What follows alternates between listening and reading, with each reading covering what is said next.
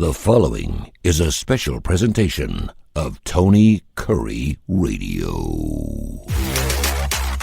Welcome back to K4Wins. It's K4, the number 4 wins. He is K's Keefer. He is the man, the legend. You like him, you love him, you can't live without him. He's the dean of the music scene when it comes to all kinds of great picks in their Las Vegas. Las Vegas Sun chief editor gets it done. Of course, you can also check out his wonderful articles. LasVegasSun.com, correct? Yeah. LasVegasSun.com. Check it out. It's fantastic. He is one of the few guys who has won a lot of awards, come in first place in many different things. And, of course, he picks almost every single game every single week, not only in college but professional, which is pretty amazing stuff. So you got a good lean, and he's one of the best. However, Gregory. He did not win the last contest he was in, did he, Tony? You see where the man's trying to stir the pot? We have those bankroll contests. And you know, I always tell my son, we had this thing up at work. We had a March Madness contest. My son was 10 years old, and you guys know my son Santo, and he is well steeped in sports. He knows his sports. He really does. He can name like the starting lineup for the Cavs. He knows his shit. And enough so that when I have questions, I ask him. Okay, now he's 21. He wants to get into sports management, blah, blah, blah, blah, blah. And I said, it's one thing to win a contest like the March Madness contest once, but you really got to win it twice in order to get the respect. And he goes, just like championships, right, Dad? I said, exactly. Everyone can pull a Larry Coker once in a while. Everyone can pull a Trent Dilfer once in a while. Everyone can pull that one championship, and that's great. It's not to say you're not great. Some people that win one championship are great. A lot of people win one championship aren't so much, but when you can get to two, that's really when, Peyton Manning, when he got his second one, that's when, but even Eli Manning, I mean, you make an argument he's won 2 championships. It kind of set him apart a little bit, despite the fact that is Eli Manning a Hall of Famer? I think you'd have to make that argument just because he's won 2 Super Bowls. So that sets you apart a little bit. So for right now, I have come in first in the bankroll contest. I humbly accept the $40 from Legend. I will go have a steak dinner this weekend, but I'm really nothing until I can knock off Gase twice. And I don't know if that's ever going to happen. So I will humbly accept the award. And I told him yesterday and last week on Tuesday that if I had all my money, and I had my aunt, my uncle, my wife, my best friend, my son, and they had all the pile. He said, Dad, who should I listen to first? I would point to Case and say, play whatever he tells you to play. Don't listen to your old man. And I think that speaks for itself. Thank you. My final word on the topic, just because Kai's dying for it. You can watch my segments. No one told me the rules changed. The only thing I have in writing is it's $150 for 1 pick or 3 picks for $50. I never even put out the money. I just gave 3 picks every week. Your dad's the one that changed the rules. Huh? Your dad's the one that changed the rules. Well, the way he tells it is that he threw you guys under the bus. That you guys came to him and wanted to change. Oh, yeah. I know. He did. He threw us under the bus. I'm like, dude, you're the one that brought it up. Yeah. Because Legend was trying to figure out how to catch up. And he's like, and I said 3 weeks ago, because I said, listen, you have to do 3 games. Because this all started 3 games, $50 a piece. That's how it started. That's what it was. That was it. Then I said, well, so 3 games, $50 a piece, which I was totally good with. And then Legend said, well, can I bet 1 game for $150? And he goes, well, since we're giving you $150 credit every week, yeah, I guess you could do that. And he goes, what about parlays? Because the Legend was leading the whole thing along with David. He's the only one that's got help from his stinking brother. They hit like 3 parlays in a row, and they were so far ahead of everybody because they hit like 3 two-team parlays in a row. And they ended up biting them in the ass at the end of the season. So the rules kind of changed. So next year we're going to have to sit down and go, listen, these are the rules, because it was kind of all over the place. Yeah, I would have never gone. If it was my real money, I would have never gone. I was 17. I would have never pushed all $17.50. Now, if I'm in Vegas, I might have, but I would never push it all in until I heard Kai go all in, and then Kip went all in. I go, well, hell, if everyone's going all in, I might as well let it ride, because what do I got to lose? Yeah, you can watch my segments. I never have any idea. I just give out the picks. It's fine. I will say I ran super hot this year. It's probably never going to happen again. I think I went undefeated like 5 or 6 times. I only had 2 losing weeks. You did that. You did it last year. You did that. I got to give you credit. You did that last year. You hit a hot spot for about 4 or 5 weeks last year. I want to say it was from like weeks 10 to 14 or 15 where you were on fire. I think at one point, and this year, Kip even brought up at one point you were 11-1 over the course of 3 weeks. So you listen. All right. My hands are up in the air. You know where I'm coming from. Kai said I lost the last competition, though. I don't know if it's true. I don't even think if Kip knows this. He'd probably like to know it. So no, but I was so since you've gone with awards and stuff, I was named the Nevada Sports Column of the Year for the record. Yeah, there you have it. There you have it. So I didn't necessarily lose the last one. When was that awarded? That's the thing. I was gonna say maybe it was awarded after the bankroll, but I think to be honest, it was before. So I guess your point still stands. Now I will tell you, and I know there's all kinds of different contests going on right now. I have a contest through Matt Hegeman, who's a friend of mine who watches the show religiously. He's a big cornhole guy. He runs the Alabama Cornhole Association, raises money for all kinds of worthy causes. He's a great guy. He does this bowl thing where you get awarded points. I guess there's 39 bowls or 40 bowls or whatever, and you pick 40 points to the game you love the most, and all you got to do is just win the game outright. I do need that from you. There used to be a site called the Prediction Machine that used to be kind of hot years ago, and it's gone now. I don't think it even exists. And I knew the friend, he was out of Cincinnati, who actually ran the program, and when he ran the program right, it was actually pretty good. And then he got some knuckleheads involved in it, some guys, and they just totally screwed it up. And now it no longer exists. But it was a good site for a while. The numbers were pretty good. And that fell apart about 3 or 4 years ago. So I used to play, whatever the percentages were based on teams, because just because a team is favored by another team doesn't mean that when you look like an FBI or something like that, the percentages aren't as good. For example, Alabama, I think right now, despite the fact that they're a 1.5 favorite, I think they're like a 49% to win the game. I don't know. A lot of people don't understand what that means. I do, but we're not going to get into that. So I do need sometime this week, if you don't mind, and I will even pay you for it because I've got this contest coming up, but I need the winners of all the bowl games from top to bottom to who you think are the best odds of, and all I got to do is win the game. It's not even against the spread. Will you do that for me? I'll do my best. Obviously, the first one starts tomorrow, though. Does that throw? Yeah. And actually, we have to have it in by tomorrow.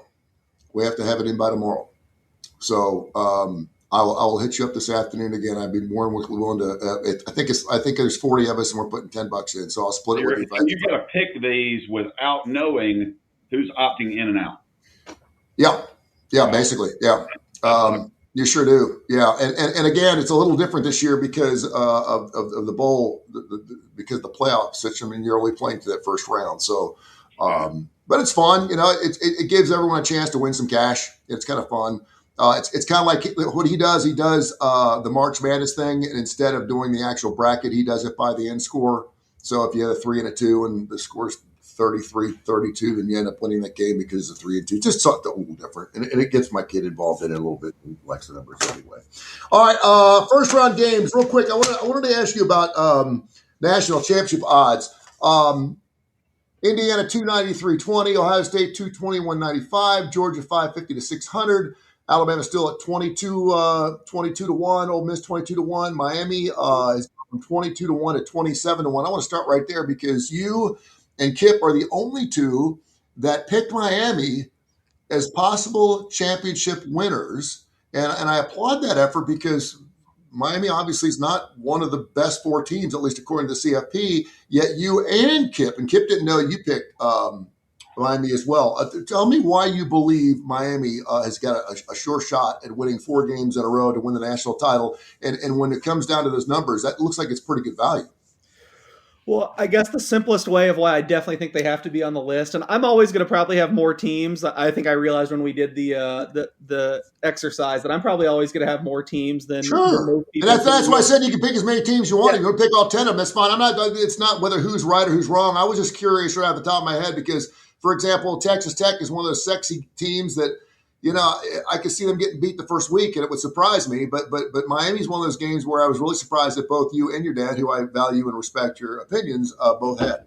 Yeah, I mean, I think it's just a result of, I always think about this stuff probabilistically, and maybe I should lower my threshold. But, it's just, we don't think about it in the time, but you can go back over the annals of sports history. It doesn't really work in college football because we've always had a smaller playoff, but like the upsets do happen. These teams get hot at the right time and end up winning. So it's really hard for me to give many teams is like 0%, other than I don't think Tulane or James Madison have any chance. But everyone else, I think there's at least probably a minuscule chance. But Miami, I think the easiest way to explain it and why they would definitely be in my list, and it seems like they'd definitely be in Kip's list too. Let's just strip everything else away. What's happened this year, coaching, which is a big one you have to do. If like one of us were tasked with, okay, you have to take over a roster of one of these teams and win the college football championship for your life, who would we draft just off of players, just off personnel? I think Ohio State's the clear first choice. I mean, they have NFL guys at every position. They have just insane weapons. I got to say, though, just roster-wise, and with how you could make a case maybe Oregon, but they're super young, I really think Miami has the second best personnel. I mean, just wait until the NFL draft in April. They're going to have like 4 guys go in the first round. They've got 2 incredible edge rushers. They are just absolutely dominant in the trenches, which I think is important. I know Carson Beck's a coin flip of what you're going to get out of him week in, week out, but his top level is as good as anyone. He's got the receivers. I think Malachi Toney's going to win the award for most outstanding underclassmen. I can't remember I don't know if it's receiver skill players. There's so many awards, I forget which one. If you look at Miami from a roster perspective, there's really very few weaknesses. I think they're stacked at every position. The only reason why I have any hesitance, and I think I have Miami at 55-1 to win the title from before the year. And I'd actually be really excited about that if they just got a different draw. If Alabama would have dropped like they should have, like every other conference champion was. The thing that scares me about Miami is you're going to have to go at Texas A&M, Ohio State, Georgia, and then whoever comes out of the top half. They got the hardest path by far. But just on paper, as far as their players, I don't think there's anyone that blows them out of the water. And that is something that we never had to look at before. We have to look at the seeding. We have to look at that path because you got 4 teams, obviously, Indiana, Ohio State, Georgia, Texas Tech, who are only going to have to play 3 games to win a national title. Everyone's going to have to win 4. Kai, give me that one team that you believe has got a shot at winning a national title that could throw up a dud early in the tournament. Could Ohio State lay up another? I mean, listen, they lost to a good Indiana squad. They lost 16-13, but is there because we've seen this from Georgia, we've seen this from Ohio State. They didn't particularly play well against Texas. Is there any team out there that you can see could just throw up a dud early in this tournament just because they're not playing well? And Georgia, for some reason, maybe want to make this question. Well, I mean, I was going to say there's 0 chance Texas Tech loses week 1 because they don't play. But I think the team that could really throw up a dud is Ole Miss. Okay.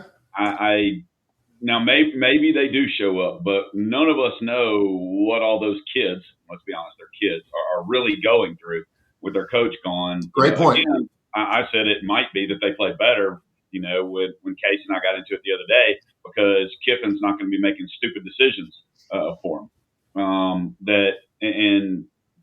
I'm going to go to my grave saying that, even though the analytics and all these different things. Those stupid decisions have got him in a playoff for the first time since 1962. So, you say what those stupid decisions kept him out of the playoff last year. Yeah, well, that's 1 year, but they've gone back-to-back double-digit wins. You don't do that at Ole Miss. So you do with the talent they have.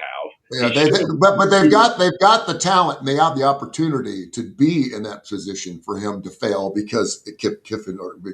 Yeah, but he's going to make a mistake next year that costs LSU somewhere also, where he should have kicked an extra point or kicked a field goal from the 10-yard line that ends up costing them in the end when they lose. But yeah. I digress. I think Ole Miss, could be there, in that game, and then The other one I expect Alabama to beat Oklahoma, unless Ty Simpson is really hurt, which, that's sitting out there, and more stuff's coming out every day, and how much do you actually believe that you hear there? But if that's true, Alabama could lay it. But I expect in the next game, if Alabama does beat Oklahoma, I expect them to absolutely get throttled by Indiana, which people are like, oh, you're crazy. I'd be interested to see what that line case, if there's a look ahead at that line, what it is. Indiana, Alabama, what would that line be, Case? 10, I think. I don't think there's a look ahead. This is just off the top of my head. Wow, that's amazing. I would have thought that right there will break Legends' heart just because they're a 10-point dog to what used to be the worst football Wow. team in America. Well, When's you the last also time? it also could change if Alabama has a really good performance at Oklahoma. I could see that changing, going down, but I'd be pretty surprised if it's anything less than 7. And this is one of those things. This is one of those things for Legend. It's a cultural bias, right? I mean, he's sitting there looking at LA. He's like, I cannot believe it's a smelly fish. I cannot believe it's a cultural bias. You're so used to seeing something from a particular team forever. It's much like the Kansas City Chiefs right now. Right? I mean, they're got a losing record. They're 6-7 for God's sakes. When are we going to learn that they're not that good of a football team this year? They're falling apart. I mean, this is not. That brings up what we were talking about before. And I don't know if you see the lines. I haven't seen the line for tomorrow night. What's the Arizona-Alabama basketball line tomorrow night? Because I haven't seen anything, the day before. I'll look real quick. I don't think as we jump to college hoops. By the way, for people that you can tell where Kai's money's going because we jump around a little bit. Next thing you know, we're going into like ECHL hockey game here in just a second. That game, by the way, is in Birmingham, so a lot of people are wondering why we're bringing that up. And obviously, we're in Alabama, so Alabama, Arizona tomorrow. Nothing yet. No line yet. What do you think? What do you think it should be? I'm not trying to get in any head-to-head this week. I'm in a better. Okay. You got me all fired up from Notre Dame, but I honestly would like Alabama in the game. I'm still just not sold on Arizona. I think it's going to be like 1.5 either way. Okay, Case, give me a team that could win a national title, but it could also lay an egg early in the tournament. Whether it's one of those 4 teams that has the bye, and of course, all 4 teams who had a bye last year, what they do? They lost. They all lost in that first week. And, of course, we've changed the seeding process a little bit, so it's not the same as it was. Thank God we changed the seeding process. But give me one of those teams. At Ole Miss, I thought that's very good because, I don't know where these kids' heads are, but give me a team that could lay an egg. Yeah, Ole Miss is a good one. I agree with Kai's overall sentiment there. I guess I have kind of a hot take. It's just too bad Kip is not here to see it. I wouldn't say I'm totally worried about them, but compared to where the market is now, like I just said, I think they'd be a 10-point favorite over Alabama. And I've been betting them all year. I think I might be selling Indiana in this playoff. They came out of the Big Ten championship. Really? They came out a little banged up. I think like 3 guys got hurt. And then if you saw the footage, their best defensive lineman was just like literally giving high fives after the game. Something popped in his leg. There was radio silence for days. And just yesterday, Signetti came out and said, it was a freak injury. He's out for the year. So they have lost some guys. And now, like I said, I think the market's just caught up. I mean, all year I felt like their numbers were too low. But maybe it's still to be seen. Maybe there's enough people that are skeptical of them that they do play Alabama and it comes out and a torrent of money goes the other way and they're like less than a touchdown favorite. I just kind of have a tough time seeing that being the case. So I kind of feel like Indiana might be a little overvalued. I would keep your ear to the ground and see what happens with some of these other injuries. I think an offensive and defensive lineman that weren't Daly, the guy that got hurt at the end of the game, exited the Big Ten championship game. I think maybe one of them came back. One of their receivers got hurt, not Surratt, but I think the starter on the other side. So I think there's some. It seems like Indiana stayed mostly healthy throughout the year. Now all of a sudden there's some injury questions, and even if they get past the Alabama or Oklahoma winner, which they should, I mean they're going to be like a touchdown favorite. You got to remember if it's Oregon, for example, they were dogs to Oregon, touchdown underdogs earlier in the year. Who knows? Oregon could be the flip if they could be getting a lot of guys healthy. I still really like Indiana. I also just had this thing in the back of my mind where I just never felt like a team was going to go undefeated through. This is stupid. There's no way to really quantify it, but I always kind of felt like a team would not go undefeated through the regular season and the 12-team playoff and be undefeated, undisputed national championship. I just feel like the teams are grouped up more than that. So right now, for the first time this year, I'm kind of a sell on Indiana. Another reason why I said I wish Kip was here to hear it. I haven't ultimately done it, and I don't know if I will. But if I had to make a national championship bet right now, I think 6-1 on Georgia is a little crazy. I think there might be value on that number, to be honest. I don't think there's a huge gap with the way they're playing right now compared to Indiana and Ohio State. And I think they're going to be the biggest favorite in the second round. I think I said this on Tuesday. They're the one team that I would be really shocked if they're not at least in the semis. So like someone reached out to me asking who to bet a future on now. If I had no other money, I think I would bet Georgia 6-1. Ultimately, I haven't done it. So that shows you my conviction isn't all the way there. Still skeptical of this team in some areas, and we've seen the offense, be up. And I mean, even against Georgia Tech, they couldn't score. So I don't necessarily love it. I just think 6-1 is quite attractive when they're like 3 times the price of Ohio State and Indiana. He's not here to refute this, but Fernando Mendoza, 33 touchdowns, 6 picks, QBR of 88.4. He's thrown for nearly 3,000 yards. Can Fernando win a football game for Indiana if he needs to? Kai? Yeah. I mean, why would we say no? I mean, well, I know Kip would say I know Kip would say no, and he doesn't want him to win the Heisman Trophy. I look at the numbers, and I've not followed him all season long. I've seen him game in and game out, and obviously looking at the numbers, he looks fantastic. QBR is nothing to sneeze at. And if he wins a Heisman Trophy, of course, I could also say that about Gino Torretta. He's actually had multiple Heisman moments also, and probably more than anybody else. I mean, Jeremiah Love had the spin move against Pitt. I'm sure Pavia has something against like Georgia Southern State or somebody that they played where he had a huge moment. But Mendoza did it at Penn State on a huge third down conversion. The throw to the back of the end zone to his receiver, who, let's be honest, made probably the catch of the year, getting that foot in. I mean, everybody has seen that play now. That was a Heisman moment. I think he had a couple of Heisman moments against Ohio State, especially on one of the drives that was key, a third and short. He threw a deep pass down the middle, which was a beautiful pass. But I think he can absolutely put a team on his back and carry them, as well as any quarterback that's left. I mean, of the 12 teams, what other team has a quarterback that can put their team on their shoulders and win it on his own? Maybe Marcel Reed, but what other team would you feel confident about? I mean, Gunnar Stockton? No. Ty Simpson? Yeah, when I pose that question, I'm looking at Dante Moore. He's quietly had a really, really good season. I think 25 touchdowns, 5 picks, 6 picks, something like that. And his QBR is right around 80. He's just been really, really consistent. You know exactly. There's something to be said about a quarterback. You know what you're going to get game in and game out. And Dante Moore's done everything he needed to do at Oregon. He's led his skill players, and they've been banged up quite a bit throughout the entire season. He's done a really good job. If you had to pick one quarterback, Case, Pavia or Mendoza as your quarterback for a national championship run, who would you take? I mean, Mendoza, without a doubt. Yeah, this is why I know it's a question out there, and I'm like, really? I mean, I think we did come to some common ground or kind of understand once we talked through it last week. I do think this isn't the strongest Heisman crop. I mean, you just look at Mendoza's numbers compared to like some of the past quarterbacks, and it's not the same. But I mean, Kip's always the guy banging the table of you need to watch these guys and watch the games. Like, I don't see how anyone could watch Fernando Mendoza and Diego Pavia. And Pavia does amazing things. He's fun. You could say he's more fun to watch, but I don't think anyone could watch those two side by side and come to the conclusion that Pavia is better. That's a little crazy to me. So Mendoza would be my clear one. And then you mentioned the second guy that jumped out in my mind would be Dante Moore. I think at his best he's been at that level. I still don't fully trust him. I mean, a couple of their tougher games, Indiana, the first time in Penn State.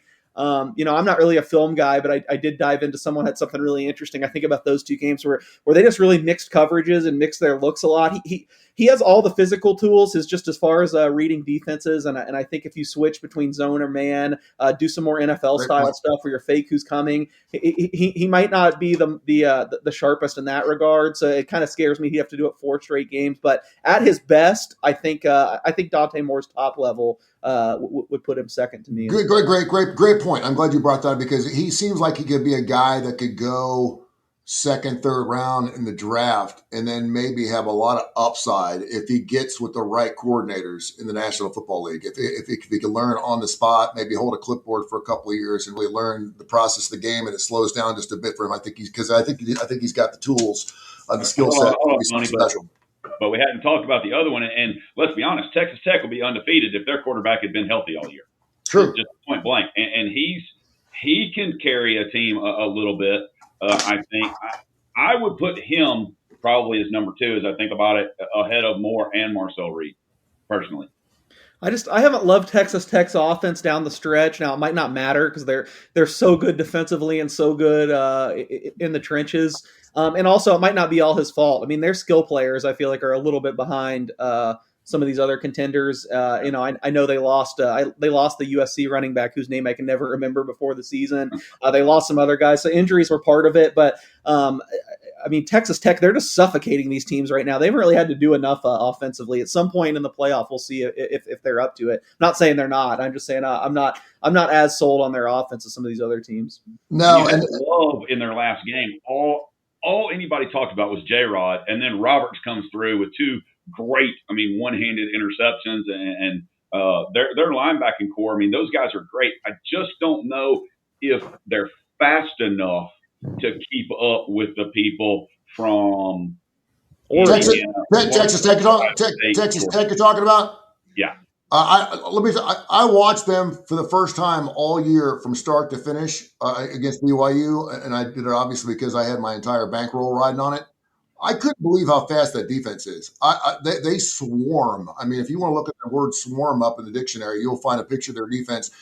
They had 3 and 4 guys on the tackle every fucking play. I mean, I could not believe it. It was even like quick little swing passes and stuff. There were 3 or 4 different guys. They swarmed the football and they play till the end of the whistle echo for sure. By the way, Baron Morton's their quarterback. A lot of people don't even know who this cat is. 22 touchdowns, 4 picks. He's 72.2 QBR, which puts him about 67th overall in college football. So he's right there in the mix, 2,643 yards. But to your point, he reminds me a little bit of that pitcher who is a really good pitcher, but everyone knows he's a good pitcher, and so the offense seems to sit. I'm trying to think. Keens. He's a little bit like Skeens from the Pittsburgh Pirates. But every time he goes out there, he's throwing lights out, but his team only scores 1 or 2 runs because they know how good their defense is. That defense is that good. They really are. They're number 1 against the run by a long shot. They have not allowed a 100-yard rusher. I think they're giving up like 67 yards per game. They have not given up a 100-yard game all year long. And again, when you're talking about football team, if this was James Madison or this was Tulane, I would scurry it and say, listen, because just by the competition they played, I could not put enough emphasis or equity into the fact that they played a good defense against that schedule. But with Texas Tech, I think that's a defense that could really change some games. A couple of picks and a couple of turnovers, I think they could totally change a game on its ear, and that goes all the way up to the top level. But that's a team that no one's really talking about. What are they? Were they 5 to 1, something like that? 850 to 1, 8.5 to 1, 9 to 1. That's a team that do you find some value there? I haven't, I usually like to ride the futures I already have. This year, it's not going to be great because I don't really love my position going into this. So I haven't looked heavily at adding anyone. I think I did see them as high as 10 to 1, and that could be interesting as well. I also don't. Their path is another one that kind of scares me. I think that Texas Tech Oregon game in the second round is just basically going to be a straight coin flip to me. I think it's going to be like a pick 'em. We'll see where the money goes. So that's a real deterrent to jumping in on them. But I mean, certainly I know people that jumped in on them early in the year when they were like up to 50 to 1 or 30 to 1. Certainly that was a great bet. I just you got to try not to have that fear of missing out and jump in at a much smaller price. I'm still also just kind of concerned about the Big 12. I mean, we just really haven't seen. Kai mentioned the team speed. I feel like these Big 12 teams just. I don't think they've played anyone on the level of who they're going to play, like second round Oregon. I'm not saying they're going to lose. I just there's enough questions in my mind that I wasn't jumping at it, but. If you could get like the 10 to 1, they would be. Georgia's still the first team I would bet if I had to right now, 6 to 1. But Texas Tech would certainly be in the conversation for another team I'd be looking at value on. K4Wins.com, K4Wins.com. By the way, I've been holding on to this. We're going to give you our numbers for year to date for 2025 in just about 5 minutes. It's worth the listen because you're going to be blown away just how well we've done with our lines. I wanted to promote that before we actually throw out those numbers, and Kyle have those. We have also big ball games going on tomorrow, and everyone keeps forgetting we have this Boise State Washington game, which is just kind of like an outlier, just hanging out there. But yeah, we got college football tomorrow night, which is fun. Normally we only have the one game with Army Navy. Let's go there. Navy 6, and it's up to 38. I see that over under quivering a little bit around that 37.5, 38 number. Anything changed for you guys on Army Navy? Again, we can expect just a mud bath at 20-17 a game, and I think a lot of people are kind of leaning towards Navy. You've got a kid who's in the services. Kai, what's your thoughts? I was really excited about the team total for Navy, but now it's jumped. It started at 20. It's up to 21.5, which with a 38-point total. But I still love Navy to score 24 points in this game. I know everybody wants to go under. I don't think either one of these teams' defenses is worth a flip. I think Heidenreich has a great game. If Horvath gets hurt or has to come out, backup quarterback for Navy can run like the wind, and he's got a decent little arm. I think Army is supposed to be missing their middle linebacker is what I saw in something. I don't know if it is true or not. If he's out, he's their leading tackler. as well, and really is the one that would be there to shut down that fullback dive that they do so well. I love Navy, even all the way up to 7. 7.5, I might get scared, but I actually think this is a 10-point game. And I've been wrong before, obviously, and then like I said the other day, I love the teaser with getting Boise all the way up to 16.5 or 17 if you can, with Navy at a pick, because I like Boise against Washington. I may be an outlier, but you're giving me 10 points, hell yes, but I think Boise wins the game straight up. Boise's been hard to put your finger on this year, and I know you had them going to the championship or actually being one of the 12 teams. I had South Carolina. Obviously, we both came out a little short there, but a little different. Before we move on to that game, though, real quick, I love Horvath. I think he's been fun to watch. I think I love this system. You look at the numbers: 9 touchdowns, 5 picks. 68.6% QB yard. It's not good. 1,390 yards. Obviously, like, what is he, a backup or something? No, he plays for Navy. And obviously, you look at his rushing yards. Does he have any place in the National Football League? This could be this great for a Navy quarterback. No, you don't have to be. That's what I'm saying. You look at those numbers any other time, you go, that's ridiculous. But I mean, we know what he does from a rushing standpoint, and obviously, teams in the National Football League don't play that type of offense. They don't do the RPO thing a lot. But does Blake Horvath have any spot in the National Football League case? It's not something I've heard anything about. I would hate to sit here and say definitively no, because maybe he does. But he'll have one more game after this, and that's why I bring it up, because I would love to see him continue to play somewhere. I think he's fun to watch, and I love his heart. I really do.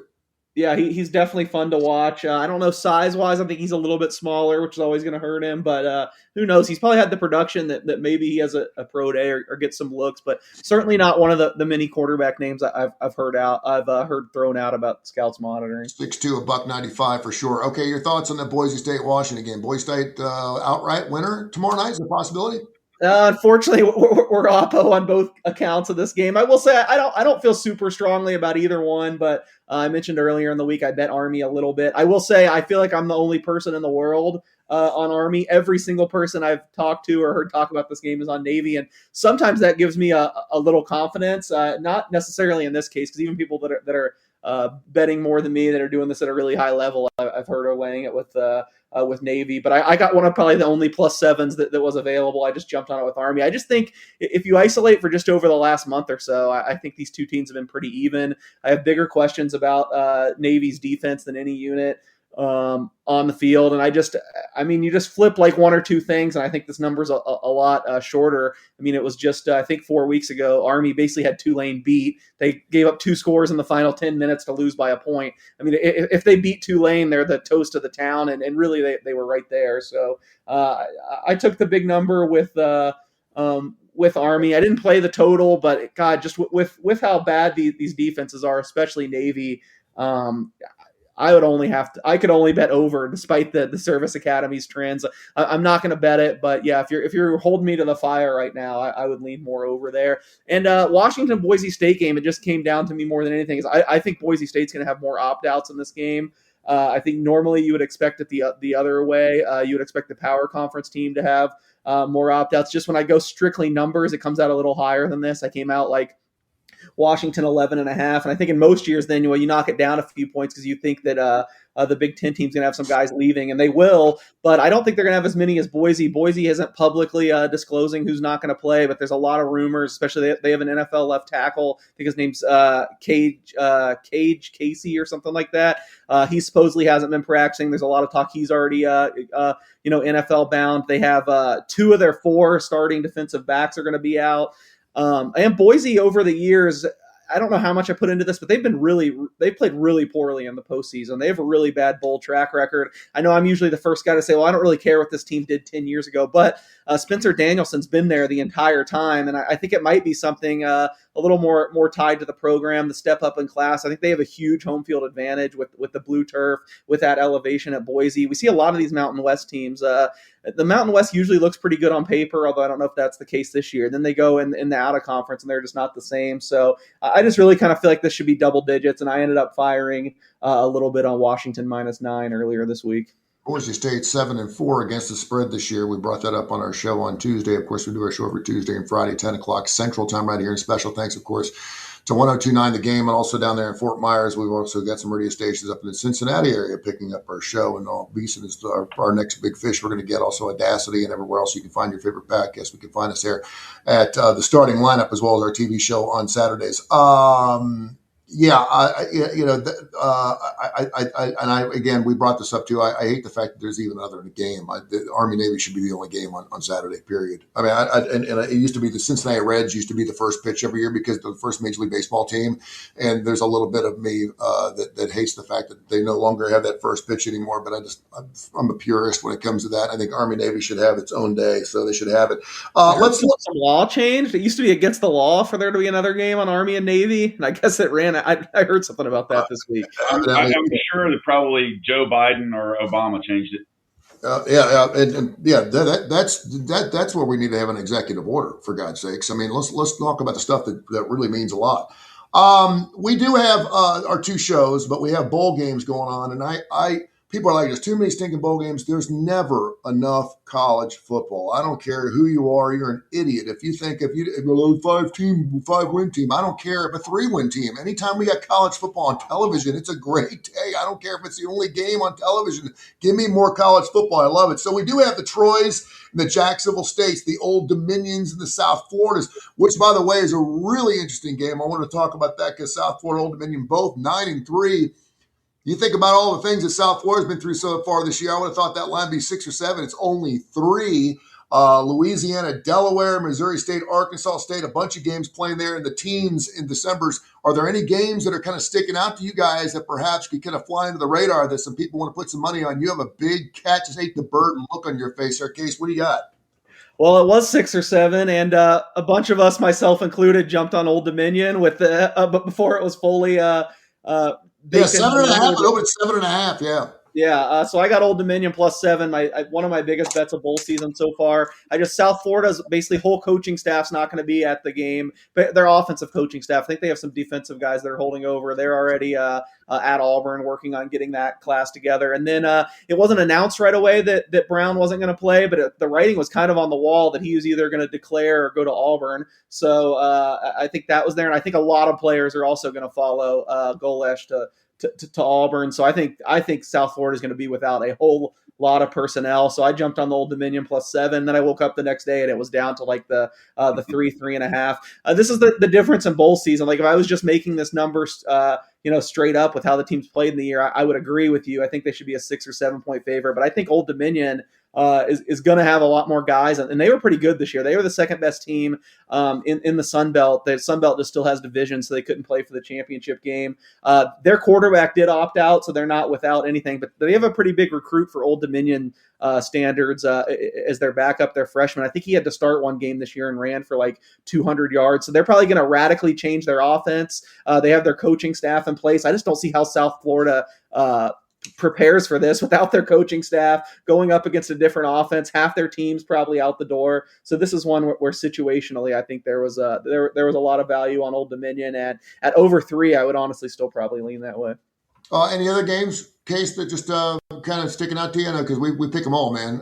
We look at everything going on. And obviously, people are going to be looking at the national championship race, but there are so many great bowl games that there's nothing worse than waking up a half an hour into a ball game going, damn it, I forgot to put that in last night. And then all of a sudden it's kicking off at 10:30, 11 o'clock in the morning. And Kyle, I'll throw it to you too, because obviously you've had a really good grip on the early numbers in the bowl season so far. Well, none of them kick off before Tuesday, after this weekend. So, I mean, that's a big thing. We'll have another show before then. And I honestly, I told you before we came on that I've been just plugged in looking at basketball for tonight and tomorrow. But, I'm kind of interested in a game next week. I want to see who plays for Western Michigan. I really like what Mac has done at Kennesaw State, catching 4. I'm just not sure. Western Michigan, I think, is going to try to run the ball a little bit in that game. But I really like watching Kennesaw State the other day, what their quarterback is doing right now. So that one that's coming up, I think it's Friday of next week, Friday at 10 o'clock next week. I'm interested in that game. Probably have a play on that by Tuesday. Okay, good. Give me the numbers. What we got?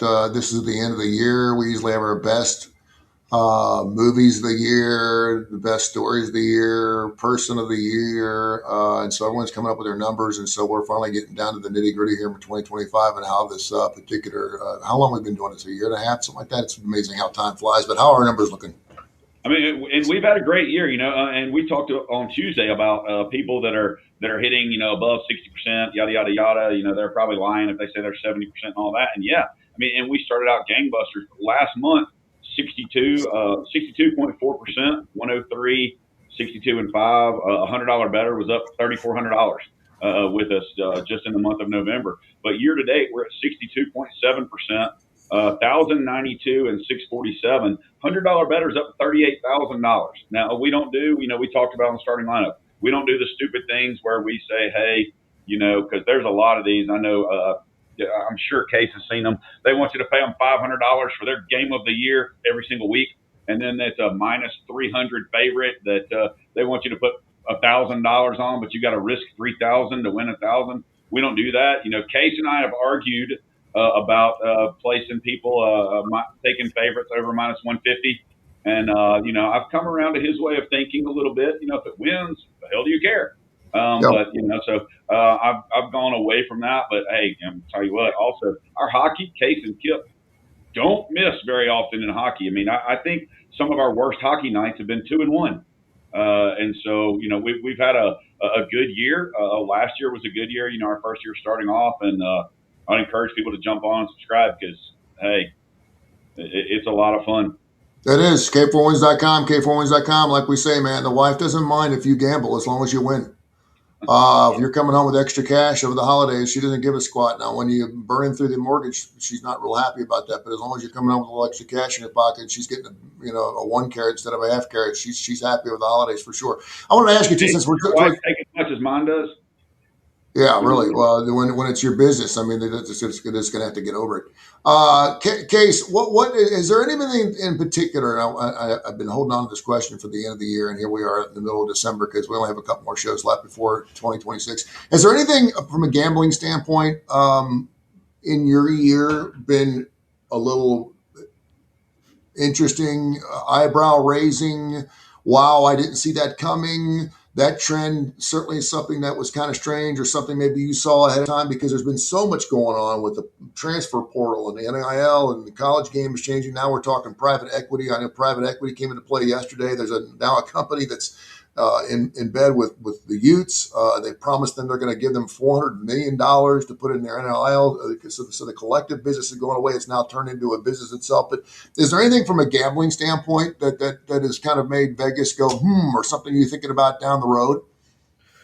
Not necessarily. I know also the private equity at Utah. I think UNLV announced earlier this week that they're the first of what's going to be many to have a jersey sponsor next year, where they're getting like $2 million a year or something like that. Yeah, I would just say, I mean, this year especially, I think I've talked about it throughout the year, but looking back to the start of the season, it's just, man, I just think these teams are more 1-year entities than ever. I feel like I've had to change my process a lot because I was always heavy on priors and what I thought of a team coming into a year would eventually play out by the end, despite what might happen in a game or two. And I still think there's some element of that, but I think more than ever, you just gotta dial down the past and what you thought about a team coming into the years. There's just so much turnover and just I really feel like these teams are the same 1 year and then different the next, especially the lower you get down. I know some of the top programs now we've seen have pretty good continuity with the way they can flex their dollars. But man, I just used to be you could have a pretty good overall feeling of college football, and I just feel like you toss that all out the window now, and it's just every year I feel like you got to kind of start from scratch. So I think I'm going to try to probably be more aggressive from that approach going into next season. And kind of we're seeing, and I had a really interesting conversation I do every week with Mark Ingram, who's the AD at UAB. He made his hire, Alex Mortensen. I think that was a guy he had to get. And sometimes they're like, yeah, sometimes the best picks are underneath your nose, but I think that's the only thing that's under your nose. So I think that's why they went that thing. But when you talk about Signetti, you talk about Key, Dillingham, Brom, Rule, Lashley, we get through all these different guys that everyone thinks in the past you're from this group of 5 school, and certainly you're going to take a Power 5 school, right? Particularly right now. And a lot of these guys are staying put. And because of that, they're starting to find money to help these guys stay put. What's your thoughts? I like that. I think I'm a loyalty guy. I hate when people jump around all over the place. I understand why they do it. I get it. I'm not saying I wouldn't do the same damn thing that Lane Kiffin did. By the way, Mark said he was totally cool with the way he left Ole Miss. And I was like, okay. He said, this is the way it is, the business we're in right now. And if you don't see it coming, on you. If you know your old lady's cheating on you, then you need to get that out of the relationship. That goes for Michigan or anywhere else. But are you pleasantly surprised, because we've had more coaches this year losing game jobs than any other year we've had in college football? I'm not sure I understand the question. I don't either. No, okay. Are you just happy? Are you just happy from a loyalty standpoint? I mean, because everyone was like, no one's going to stay at Indiana. No one's going to stay. No one's going to stay at Georgia Tech. No one's going to stay. No one's going to stay at. I mean, you got the opportunity for a lot of these guys to be going to the Michigans and the Miamis and the Penn States, and they're staying put. They're like, you know what? I don't want to get involved in it. I like where I'm at. Well, I mean, Matt Campbell. Why, if you're the 40th choice, do you leave Iowa State to go to Penn State with all the crap they've been through? I understand there's more money. It's one of the top 5 size stadiums and all that. But Jim Mora turned around UConn. Why do you leave UConn to go to Colorado State? I mean, it'd be different if you went to a team that has a history of winning. What have they ever done? I mean, hell, besides pick old Georgia offensive coordinators and then fire them out there. Josh Heupel gets a lot of grief for how loyal he is to his assistant coaches. And then this year he fires Tim Banks, which I still totally disagree with, even though Tennessee's hiring Jim Knowles, who has a history of being a very good defensive coordinator. I think Tim Banks is one of the top 10 defensive coordinators in the country who got a bad rap at Tennessee this year. He gets the blame when he shouldn't. I mean, he absolutely should not get the blame for how beat up they were, how young they were, and all those things. I think the Virginia Tech's going to find that they have a super, and this is going to shock y'all, a super loyal coach. James Franklin would have stayed at Penn State another 20 years if they'd have kept him. And I still think that firing was crazy. But, I mean, we talked about it yesterday. Virginia Tech's recruiting class goes from 130 to top 30 with them. And what kind of situation is Matt Campbell going to walk into at Penn State when they had, one recruit or something like that? And just seeing some of these things, a lot of which I kind of wonder, this brought me into something also, and I'm kind of changing on it, but how focused is Oregon going to be also when their offensive coordinator's going to Kentucky as the head coach and the defensive coordinator's going to Cal? Just something to think about. How focused are they going to be, on that? And hold on, because that's a great point. From a handicapping standpoint, how often do you look at that kind of stuff, Case? Because you're sitting there nodding your head, and a lot of people don't realize that. I mean, this is the time of the year we need to look at some staffs before you start putting out your wallet. Yeah, that definitely crossed my mind. It's a hard thing to quantify, but I mean, it's undeniable that these guys, especially the ones taking head coaching jobs like Stein and Tupui, or however you say his name, going to Cal, it does matter. And it's like the one black mark on Oregon for me, because I look at Oregon and I really feel like they check a lot of the boxes, especially if they get some of these players back, as a team that can make a surprise run. But you do kind of have to weigh that with, okay, how locked in are their coordinators going to be when they're leaving for another job? So I think it certainly has to be a factor. It's just it's just a hard one to actually put into a number, but yeah, it's probably worth a 1.5 or so. And how focused is Chaney going to be at James Madison, knowing he's leaving, for UCLA, because he's still coaching them, but how locked in is he going to be? And is Billy Napier going to be up in the press box calling down anything? Which, golly, what a fault and grace he's got. Yeah, I think I read a story about this maybe this week or something. I was thinking about it, and I can't remember who it was, but someone that was in the situation before was just saying, like, they said, okay, I'm the, let's say it's Chesney, I'm the James Madison coach from 8 a.m. to 6 p.m. Then the other hours, I'm the UCLA coach, and that's just insane. Obviously, not leaving a lot of time to rest, but there's just things that have to get done if you're going to this new program too. You got to try to keep up with the kid, with your next class. You got to kind of try to put the bones of the scheme in place. So yeah, it's certainly a lot, and I don't think there's any way you can slice it that's a positive. It's just a question of how well do you balance the two. I'm sure some guys will do it better than others. We had Tim Brando on our television show last year, and we asked him the question, which protege or which disciple, if you will, of Nick Saban will win a national title first. And he said Billy Napier at Florida. So Billy Napier is going to be, I think, by far, I think he's going to be the next shot. And I was like, I'd okay. pick Kirby Smart. Yeah, I probably would too. All right, before we get into some college hoops and some other sports pros, we like to get the pros a little bit harder here on Fridays than we do on Tuesdays. Bills, Pats, Colts, Seahawks, great games, Packers, Broncos, Lions, Rams. What's sticking out to you guys? Go ahead. Sticking out, let me get the current numbers up. Nothing's super jumping out. I mean, the game last night was pretty wild. Of course, not good for me. I thought Tampa would get it back together a little bit healthier. Closed well. A lot of money came in on them at the end, but man, defensively some holes there and just really blew it down the stretch. God, I feel like I'm banging my head against the wall. It's like the third straight week, but I am interested for Kansas City and the Chargers. God, it's moved a lot towards Kansas City's Kansas City's way now. But man, the Chargers probably had no business winning the Monday Night Football game. Jalen Hurts, obviously, with the worst game he's had in his career. I think the Chargers had like 3 yards per play, could not move the ball at all. This offensive line is just, and I don't blame them. I mean, they've put all their resources into the offensive line. It's what Harbaugh wants to be the heart of his team, but they just had so many injuries. They just have no one left to block. So I don't know if the Chiefs are going to make the playoffs at this point. Probably not. It's probably like a 10% chance, but I kind of feel like they get right this week and beat the Chargers. But I was on them against the Texans too. Obviously, I didn't get it done. That Texans defense is just extremely nasty. I think the best defense in the NFL for sure. I saw Kip sent through his plays and said that he did like Arizona, however, this week. Which I didn't bet, but I can kind of see the Texans still have some holes offensively. They're another team with a bad offensive line, though it's gotten better. The Texans defensively, though, God, they look really good right now. So Kip's on Arizona. That's not one I touched, but I did bet Kansas City as a favorite. Once again, we'll see if they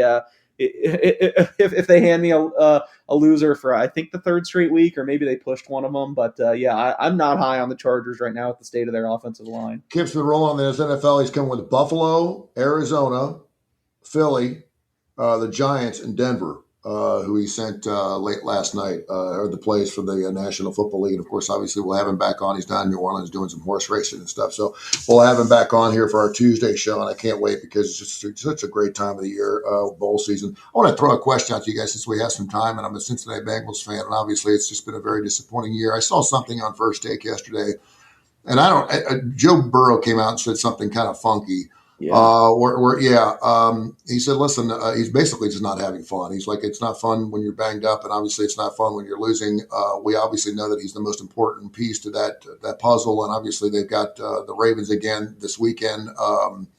They are out for sure because they lost that game. And how in the hell they lost that football game to the Bills this past weekend? I'll never know. They're up by 10 with 7 minutes left, and they end up losing. I couldn't believe they got inside the spread, thank goodness. But Joe Burrow, is he going to lead the Cincinnati Bengals? Do you think he'll lead the Cincinnati? Are the Bengals dumb enough to let him go? They did something really stupid, and that is they spent all their money on one side of the ball, which we know is exciting. You can't let Higgins go. You can't let Chase go. Well, guess what? Now they got nothing left for the defense. I don't know where they are with the cap, but is Joe Burrow going to be? They kept talking about what was it, Palmer? That they came in and basically said, "Listen, I'll retire before they move me out of here." What's your thoughts on that move? I would have said paid $20 million a year. Shut up if you're not having fun. Play. You're getting paid $20 million. That's all I got to say. Okay. I would have never said he was leaving before yesterday, but man, that was bizarre, and he did seem very down. I'm kind of conflicted. I'm definitely not on the extreme of Kai because I do feel like if you're one of these guys that's absolute top level of the sport, I understand wanting to put a more competitive product out there. At the same time, however, I do think a knock could be like, why is one of the reasons they paid T. Higgins was Burrow was pushing for it. It really does seem like it's one of these cases where he's kind of gotten everything he's wanted, and just to still be upset. Yeah, I don't know about that. I know that Cincinnati for years was like the last of the NFL poll too, that they don't treat their players as well. They didn't have an indoor practice facility, which is just mind blowing to me. I know Burrow pushed for that, and I believe that they're building it now or it's done. So it seems like they've done everything to bend over backwards for the guy. They have. And I know I'm a Cincinnati guy. They have done everything. They have put their entire franchise around him. For him to leave them right now would be a major slap in the face. They have done a lot of things they've asked to do. But I certainly understand from a Joe Burrow standpoint. I mean, he could go to any football team and make them markedly better immediately. And he's a Super Bowl caliber quarterback. He's already been there 3 years ago. Yeah, he's also got to stay on the field, though. I mean, there's just been a problem where he has not been able. Do you put that on? Seeing a lot of people are saying he holds on to the ball too long. Do you put that on him, or is it all offensive? Because a couple of years ago, it took them a while. I think they had 4 of their offensive linemen out, and they all got together. They gelled like week 6 or week 7. They started looking really, really good, and he was still holding the ball. And that's when he got injured again. It was one of those things where he wasn't touched, and wasn't the turf toe was the thing before that. But yeah, he's been banged up half his career. Yeah, now you're making me sound anti-Burrow again. I swear I've come around on the guy. I think he's got the MVP potential, could get back to a Super Bowl, but I've long banged this drum, and that's why I was down on Cincinnati comparatively to a lot of other people for the last several years, not this year's. I just think sacks, especially in the NFL, are way more of a quarterback stat than people give credence to, especially like there were a couple of years where Cincinnati did sink a ton of resources into the offensive line, really upgraded there, and Burrow was still getting hit all the time. I do think he holds onto the ball too long. So I wouldn't put it all on him, but I certainly do think that, part of his missing games, I don't think you can pin on anyone else. All that being said, I think the biggest issue in recent years has been how bad the defense has been, and I could get Burrow's frustration from that. Like, you got to have someone in personnel, and there's a lot of luck that goes into this. They probably just had some bad luck with guys they drafted. Of course, Hendrickson's been hurt again this year. But man, if I'm Joe Burrow, that's what I'm most upset about. Like, just give me a defense that at least gives us somewhat of a shot, because they've just been outliers. Well, that wasn't even the defense's fault this past week. How they kept turning the football over. That was on Joe too. Joe was the one that turned it over. That interception, I mean, that whole game was on him. If he's pissed off that they lost that game, it was all on him. And I know a lot of Cincinnati Bengals fans felt the same way. It was like, don't throw the damn ball away. I don't even know what that shovel pass thing was that he threw. I don't know what the hell that was. It was a kind of a loft kind of thing. It had nothing on it. It just looked like a dead bird. And he thought he could just throw it right over top of the lineman's head. He just swatted it out of the ground and was running the other way. So anyway, all right, we have just a couple minutes left. College hoops, lots of college hoops. It'll be here before you know it. It is here, but March Madness is right around the corner. And tell us what's going on with the college hoops in our world. And certainly, again, for hockey, college hoops, professional, NBA, whatever, K4Wins.com, K4Wins.com. We got it all covered. What we got? Hey, we talked about it on the starting lineup. 22-6 are our last 30 picks in college basketball. Never goes 22-6. That doesn't equal up. Well, we had 2 pushes, so there you go. And I would love to get Case to look at these. Let me know after the show what you think. These adjusted numbers, Texas at UConn, I love. I don't know that I'm going to lay 14.5, but I'll do like UConn. The adjusted numbers I came up with, UConn still top 50 in every single ranking, in Texas is probably 250th and below in everything. South Carolina State tonight catching 17 at Queens. Big fan. Maryland Eastern Shore catching 7 at North Carolina A&T. I like Maryland Eastern Shore. I like Austin Peay catching 4 at home against ETSU, and I like Eastern Washington at home catching 4 against Cal Baptist. Love betting on games. I can see Arizona, Alabama tomorrow night. Give me a line I should stay away from, Case, and a line I should jump on. What am I looking for if I'm betting tomorrow night? It's just hard. We don't have anything up right now. I'm looking at some of the bigger games. I know we mentioned Arizona, Alabama. Another big SEC game that I think I talked about on the starting lineup was Texas Tech, Arkansas. They're playing in Dallas. I've heard some buzz for Arkansas, and I still don't totally buy it. If Texas Tech is healthy, I think they have the better roster. Arkansas will be a slight dog. That's one I would avoid. I would not jump aboard the Arkansas train yet. I still have questions on that team, more questions than I do on Texas Tech, despite the blowout loss to Purdue that I think kind of has stock down on them a little bit. All right, thanks to Duncan Dad. Of course, Angel, the entire crew there from Digital Sports Network. We greatly appreciate you guys at Coastal. Thank you so much. And of course, Kip will join us back again on Tuesday. Have yourself a wonderful weekend. Enjoy the Army-Navy game. Appreciate you guys. Love you guys. Have a great weekend. Thank you. This has been a special presentation of Tony Curry Radio.